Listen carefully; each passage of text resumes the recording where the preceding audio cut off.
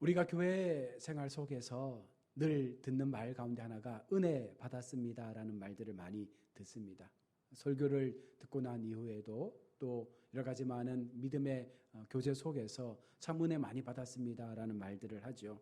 자, 그렇다면 이 은혜 받았다라는 의미가 여러분 무엇일까요? 우리는 그 은혜를 무엇으로 해석하고 그렇게 고백을 하며 살아갑니까? 은혜는 행동으로 드러나야 합니다. 내가 받은 은혜만큼 나의 삶 속에서 그 은혜 받은 삶의 모습으로 그것이 우리의 삶 가운데 나타날 때에 그것이 참다운 은혜 받은 성도의 모습인 것이죠. 예배 시간 속에서 말씀을 듣고 참 은혜 받았습니다라고 목사님과 인사하고 나오지만 교회 문을 나오는 순간 주차장 앞에서 싸움이 욕하는 많은 분들을 우리가 보지 않습니까? 무엇이 은혜입니까? 성도가 교회에서 은혜를 받았을 때 어떤 모습이 되어야 합니까? 그것은 변화된 삶의 자리에서 이전과는 다른 우리의 변화된 삶의 모습으로 하나님의 자녀답게 살아낼 수 있는 그런 믿음의 모습이 우리 인생 가운데 나타나야 하는 것이죠. 우리가 하나님의 자녀로 살기 위해서는 갖춰야 할 것들이 분명 있습니다. 은혜 받은 성도로 바르게 살지 못할 때 우리는 쉽게 이단에 빠지게 되고 신앙의 잘못된 길을 갈 때가 많다는 것이죠. 그릇된 길을 가는 이유가 바른 은혜를 받지 못했기 때문에 우리가 진정으로 하나님의 은혜 속에 거하며 살아가면 우리는 결코 이단이나 헛된 그 속임수에 빠질 수 없습니다. 우리가 하나님을 온전히 알지 못하고 그 은혜 속에 흠뻑 빠져들지 못했기 때문에 세상에서 유혹하는 그 세상의 소리 앞에 이단의 소리 앞에 우리의 영적 부분들이 흔들릴 수밖에 없는 것입니다. 오늘 함께 읽은 본문은 거짓 교사들의 미혹에 넘어간 자들에 대한 경고의 말씀이기도 합니다. 그들은 거짓 교사들의 정체를 모르고 일시적이며 도덕적으로 타락한 자들과 공의로 예수의 진리를 본질적으로 배교하며 대적했던 사람들이었습니다. 이들은 일단 타락한 점에 있어서는 진리와 선교의 교훈을 알면서도 22절 속담과 같이 처음부터 복음을 모르고 행한 사람들에 비해서 더욱더 어리석은 삶의 모습을 갖고 있음을 성경은 말씀하고 있습니다. 그래서 이와 같은 사람들에게는요, 좀 더 하나님께서 강한 책임과 그 책임에 대한 결과를 말씀하고 있는 것입니다. 앞서 본 말씀처럼 전자의 경우는 처음부터 하나님을 알지 못했던 사람들의 경우에는 언젠가는 다시 깨닫고 돌아와 회개할 기회를 가질 수 있겠지만 후자의 경우는 무엇입니까? 하나님을 믿다가 어느 순간 하나님을 배교하고 그 마음속에 악한 심령이 들어갔을 때 그들에게는 회개할 가능성조차 스스로 거부함으로써 심판이 이미 그들 속에 확정되었다라는 것을 반증해주고 있는 것입니다. 그러므로 성도된 우리가 이 땅을 살아갈 때에 하나님께서 우리에게 부탁하신 것을 반드시 지키며 살아가야 하는 것입니다. 그 말씀에서 떠나는 순간 우리는 어리석은 죄의 자리로 빠져들게 되는 것이죠. 누가 이단에 빠져듭니까? 은혜를 모르는 사람들이죠. 누가 세상의 길에 속하여 하나님보다 세상 것을 쫓아 살아갑니까? 하나님의 은혜를 진정으로 경험하지 못했을 때 그 마음이 하나님의 마음으로 채워지지 못했을 때 그 허전함을 채우기 위해서 우리가 이단과 세상에 마음을 두게 되는 것입니다. 자, 그러면 어떻게 사는 것이 은혜 받은 성도의 삶입니까? 먼저는 이 세상에 속된 것과 더러움을 피해야 된다라고 오늘 본문은 20절에서 말씀합니다. 세상의 더러움을 피한 후에 다시 그 중에 얽매이고 지면 나중 형편이 처음보다 더 심하리라 라고 말씀을 하고 있습니다. 성도가 신앙생활을 하다 보면 다시 세상 것에 속하여 살아갈 때가 분명 있습니다. 그 죄 가운데 빠질 수밖에 없는 그 상황을 우리가 만나지 않도록 하기 위해서 우리는 날마다 우리의 삶을 하나님의 은혜를 통하여 날마다 점검하고 그 상황 속에서 행여로 내가 세상의 그 삶의 마음을 뺏길까 늘 우리 자신을 견책하면서 더 신앙을 견고하게 세우고자 하는 훈련을 해야 하는 것입니다. 예수를 믿기 전보다 훨씬 더 우리의 영적 상태가 나빠지게 되면 그 이후로는 더 이상 돌아올 기회가, 회개할 기회조차 사라져버리기 때문에 우리는 더 이 부분에 민감하게 우리의 신앙을 준비해야 하는 것입니다. 마태복음 12장 43절과 45절에서도 분명히 우리 가운데 경고합니다. 더러운 귀신이 사람에게서 나갔을 때에 물 없는 곳으로 다니며 쉬기를 구하되 얻지 못하고 이에 가로되 내가 나온 내 집으로 돌아가리라 하고 와서 보니 그 집이 비고 소재되고 술이 되었거늘 이에 가서 저보다 더 악한 귀신 7을 데리고 들어가서 거하니 그 사람의 나중 형편이 전보다 더욱 심하게 되었느니라. 이 악한 세대가 또한 이렇게 되리라. 여러분, 예수님께서도 마지막 시대 속에 이와 같은 모습들이 우리 삶 가운데 일어나게 될 것임을 말하는 것이죠. 예수 믿지 않았던 사람들이 아니라 예수 믿었던 사람들 속에 그 마음이 하나님의 마음이 아니라 세상의 마음으로 채워져서 오히려 그 형편이 이전보다 이후가 더 악하게 될 것임을 말씀해 주고 있는 것입니다. 하나님의 은혜로 우리의 마음의 집이 죄에서부터 깨끗하게 비워졌습니다. 처음 예수를 믿고 예수님의 그 복음 앞에 우리의 신앙의 삶이 새로워짐으로 그 마음이 죄에서 거룩한 하나님의 집으로 바뀌어진 것입니다. 그런데 그 집을 오랫동안 그냥 비워두었더니, 다시 말해서 그 집 속에 하나님의 은혜의 삶을 채우지 못했더니 시간이 지나고 결국 더 많은 귀신들을 데리고 와서 그 집을 채웠다라고 말씀하고 있는 것입니다. 우리 인생 속에 하나님의 은혜를 모르면, 하나님의 은혜의 말씀을 채우지 못하면, 우리 삶을 통해서 하나님의 은혜에 합당한 행동의 삶을 살아내지 못하면 그 마음의 집에 더 많은 악한 모습들이 채워질 수밖에 없는 것입니다. 그래서 비워진 그 깨끗한 집에 우리는 날마다 말씀을 통해서, 예배를 통해서, 신앙의 훈련을 통해서, 믿음의 삶을 통해서 우리 자신을 자구하고 더 하나님의 거룩한 자녀의 모습으로 그 집을 채워갈 수 있는 은혜의 삶을 우리 삶 가운데 세워가야 하는 것입니다. 복음이 나타났을 때의 반응이 어떠합니까? 바리새인은 외식했습니다. 그러나 세리는 회개하며 하나님 앞에 무릎을 꿇었습니다. 무엇의 차이입니까? 복음을 온전하게 믿는 것의 차이죠.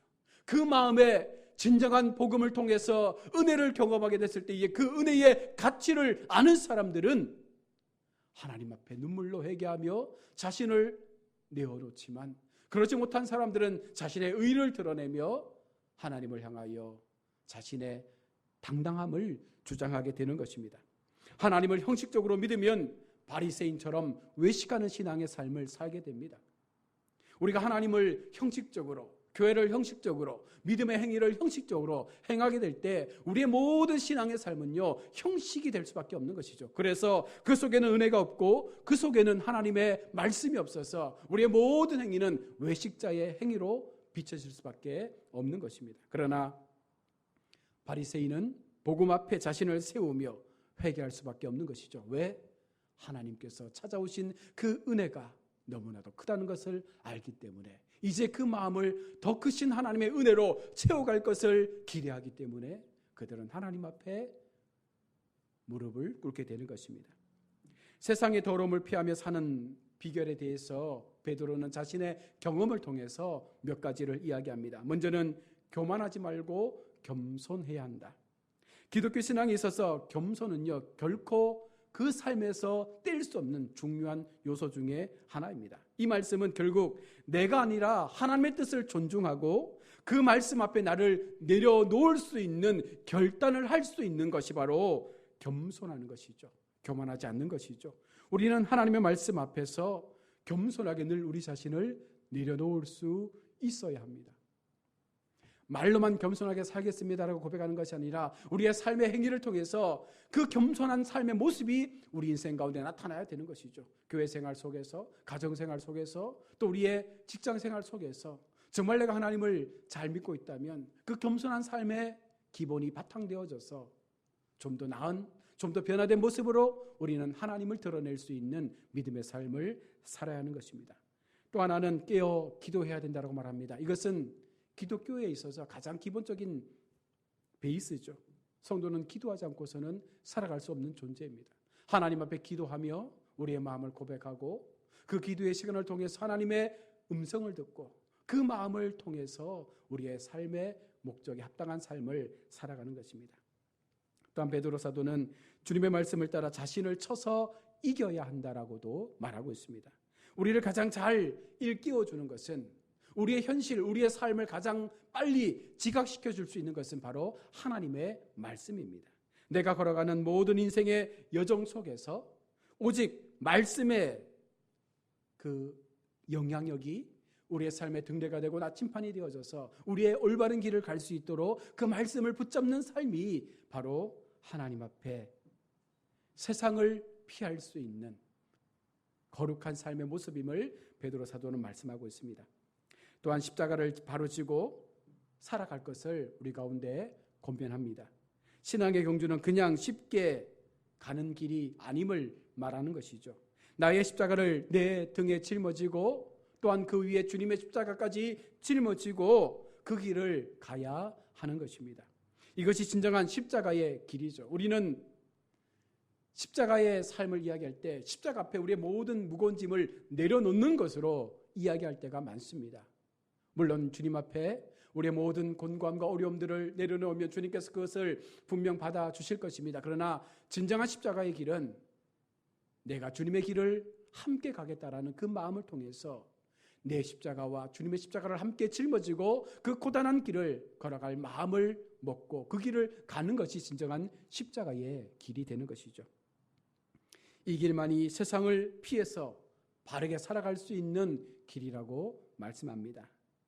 계속해서 은혜 받은 성도는요, 거룩한 말씀, 그 명령을 따라 살아가야 함을 오늘 본문 21절은 말씀합니다. 의의 도를 안 후에 받은 거룩한 명령을 저버리는 것보다 알지 못하는 것이 도리어 그들에게 나으니라. 의의 도를 안 후에 거룩한 명령을 우리가 저버리지 말고 그 명령을 따라 사는 것이 은혜 받은 성도의 진정한 모습인 것이죠. 우리가 주님의 도를 알기 전에는 마귀의 명령과 세상의 유혹 앞에서 그 정욕의 지시를 따라 살아왔음을 에베소서 2장 1절과 2절은 말합니다. 너희의 허물과 죄로 죽었던 너희를 살리셨도다. 그때 너희가 그 가운데서 행하여 이 세상 풍속을 쫓고 공중의 권세 잡은 자를 따랐으니 곧 지금 불순종의 아들들 가운데 역사하는 영이라. 우리가 하나님을 알기 전에 우리 모두는 세상에 죽었던 사람들입니다. 공중 잡은 권세자들 앞에서 죽어있던 그와 같은 악의 모습을 가지고 살았던 사람들입니다. 그러나 하나님을 만나는 순간 그 죽음의 자리에서 생명의 자리로 옮겨져서 그 죽었던 우리를 살려내신 주님의 은혜 앞에서 우리의 삶이 더 새로워지게 된 것입니다. 이 말씀은 하나님이 주신 신앙의 도에 순종하지 않는 자들을 말씀하고 있는 것이죠. 이제 예수 안에서 우리가 은혜를 받았으니 하나님의 거룩한 말씀과 그 명령을 따라 사는 것이 진정 은혜 받은 성도의 바른 신앙의 모습임을 우리 가운데 말하고 있습니다. 우리의 올바른 신앙생활은 내 마음대로 사는 것이 아닙니다. 하나님의 말씀대로 사는 데 있습니다. 어떤 결정, 어떤 선택을 할지라도 우리의 삶의 목적을 어디에 두느냐, 그것을 결정하는데도 오직 말씀을 통해서 그것을 선택하고 결정하는 것이 바로 하나님의 말씀대로 사는 삶의 모습입니다.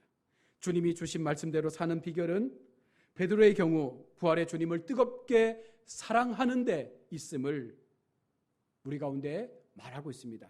요한일서 5장 3절입니다.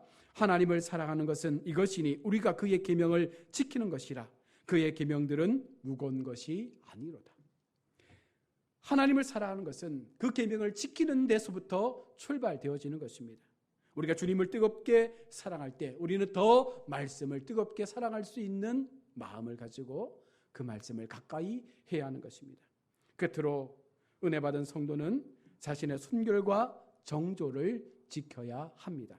오늘 본문 22절에 속담을 예로 말씀해 주고 있습니다. 참된 속담에 이르기를 개가 그 토하였던 것에 돌아가고 돼지가 씻었다가 더러운 구덩이에 도로 누웠다 하는 말이 그들에게 응하였도다. 은혜 받은 성도는요, 자신에게 주어진 하나님의 그 순결을 끝까지 지킬 수 있는 사람이라고 말하는 것이죠. 항상 예수 그리스도 안에 거하는 삶을 통해서 그 속에 어떤 세상의 추함도 더 이상 자신을 더럽히지 않도록 하나님 앞에 거룩한 모습으로 살아가는 순결한 하나님의 신부의 삶을 살아가는 것입니다. 로마서 8장 1절에 그러므로 이제 그리스도 예수 안에 있는 자에게는 결코 정죄함이 없나니 이는 그리스도 예수 안에 있는 생명의 성령의 법이 죄와 사망의 법에서 너희를 해방하였습니다. 결국은 우리가 예수 안에 온전히 거하게 될 때에 그 순결과 정조를 지킴으로 온전한 주님의 신부의 삶을 살아갈 수 있을 때 더 이상 죄와 사망의 법이 우리를 해할 수 없음을 분명하게 말씀하고 있는 것입니다. 순결한 정조를 우리는 반드시 지켜야 하며 이것은 하나님의 요청을 우리가 순종함으로 지키는 것과 같은 것입니다. 베드로전서 1장 15절에 오직 너희를 부르신 거룩한 자처럼 너희도 모든 행실에 거룩한 자가 되라. 하나님께서 우리를 거룩한 신부로 불러주신 것은 그렇게 거룩한 자로 살아내도록 하기 위한 하나님의 명령과도 같은 것입니다. 우리는 순결한 우리의 신앙의 정조를 반드시 지켜서 그것이 주님의 마지막 재림 때까지 우리의 삶 가운데 유지되어야 한다는 것입니다. 순결과 신앙의 정조를 우리가 지켜나가는 비결은 결국은 십자가를 든든히 붙잡는 것이고 예수님의 그 피의 공로를 힘입을 때 성령의 내주를 통해서 우리가 그 모든 상황을 이길 수 있는 것입니다. 보혈이 우리를 깨끗하게 하고 하나님과 우리가 온전한 교제를 통해서 하나님의 거룩한 자녀로 더 성장하도록 이끌어 가시는 그 주님의 사랑을 우리가 기억하며 은혜 받은 성도의 삶을 살아가야 한다는 것입니다.